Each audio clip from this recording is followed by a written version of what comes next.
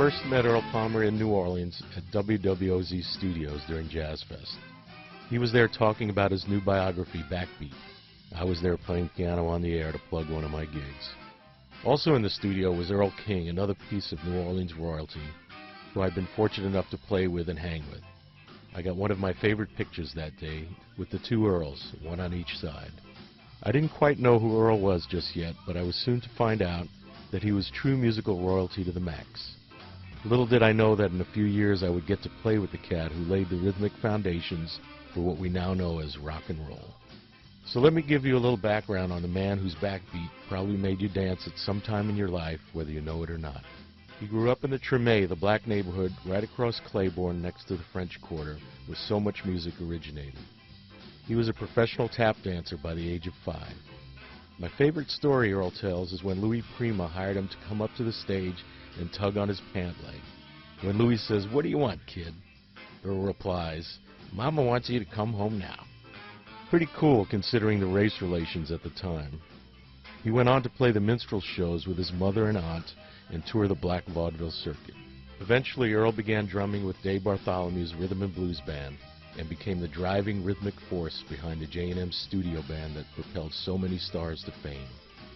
He's the cat who drummed on Little Richard's big hits, Lucille, Tutti Frutti, Long Tall Sally, Good Golly Miss Molly, and on so many of Fats Domino's million sellers as well, like I'm Walking, The Fat Man, I'm in Love Again, I Hear You Knocking. He laid down the beat for so many other New Orleans artists as well, including Professor Longhair, Smiley Lewis, Lloyd Price, Roy Brown, and Shirley and Lee. It was Earl Palmer whose drumming transformed rhythm and blues into the full tilt thrust of rock and roll. As Bruce Springsteen's drummer Max Weinberg says, when the pulse of rock and roll grabs you and won't let go, it becomes the big beat. That's how it was when Earl Palmer laid into Little Richard's Lucille, sounding as if he were using baseball bats and kicking a 30-foot bass drum. What I got to understand from playing with him is that Earl combines all those street elements he grew up hearing in the Tremé, like the second-line rhythms, the funk, and jazz, to really propel a song. He's a drummer of tremendous power and sensibility. In 1957, Earl, fed up with the Jim Crow politics and racism of the South, packed up and moved to Los Angeles, and practically lived in the studio where he became America's most recorded drummer and co-creator of hundreds of hits. The list is endless and awesome. Sam Cooke's You Send Me, Shake, Twistin' the Night Away, Richie Valens' La Bamba, Ike and Tina Turner's River Deep, Mountain High, the Righteous Brothers' You've Lost That Lovin' Feelin', Eddie Cochran's Summertime Blues, and thousands of tunes by the Supremes, the Beach Boys, Marvin Gaye, Bobby Darin, Frank Sinatra, Willie Nelson, Sarah Vaughan, the Mamas and the Papas. He was a session man for Elvis Costello, Neil Young, Bonnie Raitt, B.B. King, Ray Charles, and Count Basie. He played television themes like The Odd Couple, 77 Sunset Strip, Ironside, MASH, and even The Brady Bunch. Working with the legendary Quincy Jones and other greats, he played on countless motion picture soundtracks. In Cold Blood, Bullet, In the Heat of the Night, The Rose, and It's a Mad, Mad, Mad, Mad World. As I said, the list is endless, and I recommend you read his book Backbeat, The Earl Palmer Story, if even just to glance at his discography and film credits. Just to meet Earl and get to hang with him is a rare treat. To hear his stories, which are as endless as his discography, and eat gumbo or shop with him for those all-important oysters and shrimp to bring back home is a blast. To play music with him is heaven, but to be his friend is priceless. And that's Earl Palmer. That's my buddy. I remember seeing a photograph of Earl taken. He started so much in the studios. You know, when he played white rock and roll, you'd think he was a white guy. You know, he was excellent at rock, but yet played some great jazz too. See, you know, and he was so much fun to work for. He was feisty. You know, he was no sweet talking guy. He was a tough guy. You know, but he was a wonderful man to be with. You know, and so I love his kids too. And he's the one that put the drumsticks in my son's hands to learn how to play. And my son is still out there playing drums, you know, it's because of Earl Palmer. What did Earl say about the rhythm section tightening up and. Well, time, he was of the old school, which time was very important. Time was a priority. If you didn't have time, good time, then you were not a musician. You know, it was that simple. And the people, especially the jazz guys, were the finest drummers in the studios, and they went on to do the film work too, the film, TV show, and the movie work. And because he had that time sense, and he had some great technique too, and he got those drum sounds. He told me one time when he was playing drums that when he plays drums, he composes the notes on the drums like a composer writes music. That's the way he thought about drums too, you know. So. And he came up with those paradiddle, that ba ba do do do do do do do do do do. Well, see that's from ragtime. Bum bum ba ba ba do do bum bum ba do do do do do do da da. See, those accents are from ragtime, you know, and it went on to Dixieland. He came up with those paradiddles, and so I do that on the bass too. Like for instance, this lick that I play sometimes. See, there it is. Or the line that I played on the last train to Clarksville. Or something, I did something like that. See, that's that accented thing. And so he started that too. So anything by Bobby Darin, that's Earl Palmer. Mission Impossible, of course, he's on that. A lot of the Ray Charles hits and the Henry Mancini stuff. That's Earl Palmer, the great Earl Palmer. Where can she be? And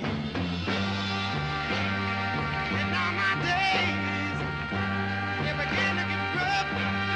Said I want you to come back, come back, come back, baby. I've had enough. Hold on. Ain't it my fault? Just won't let me be. I wake up a restless night, Lord, and I can't even sleep.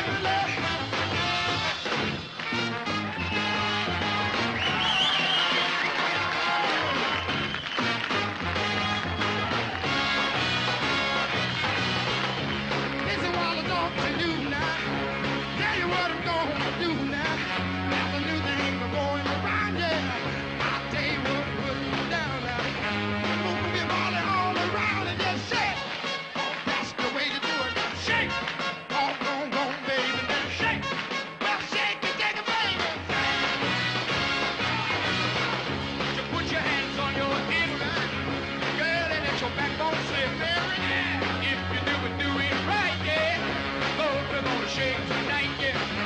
Make your body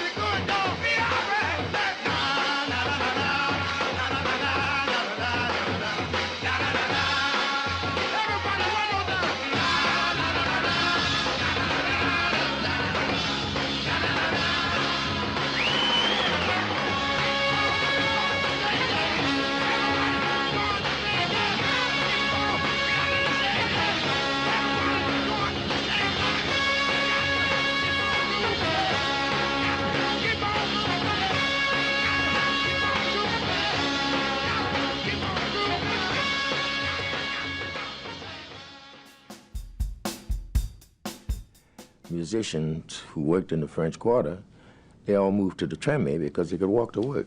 What separated the French Quarter and the Treme section was Rampart Street, which was the dividing line, you know, from the French Quarter and the Treme section.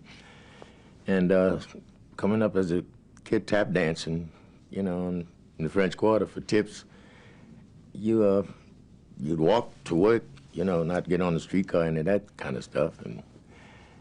And I remember as a kid tap dancing, and I always had interest for playing the drums because as kids we used to make our own drums to accompany other dancers, or, you know, with a crate, a orange crate with some inner tube and a slat for a foot pedal, you know, and some nails that were loose in there, so you'd have not just one straight slat, it's something flexible, and a top off of a can of lard or something like that for a cymbal. No hi-hats, you didn't have no hi-hats, just something to make noise on. Any kind of box was good for what we'd call a snare drum now. Just something rhythmical, some, you know, sound, drum sound, so the guys could dance by it, get those tips. And I was a part of a group at one time called Hats, Coats, Pants. At first it was two guys dancing together, John Green and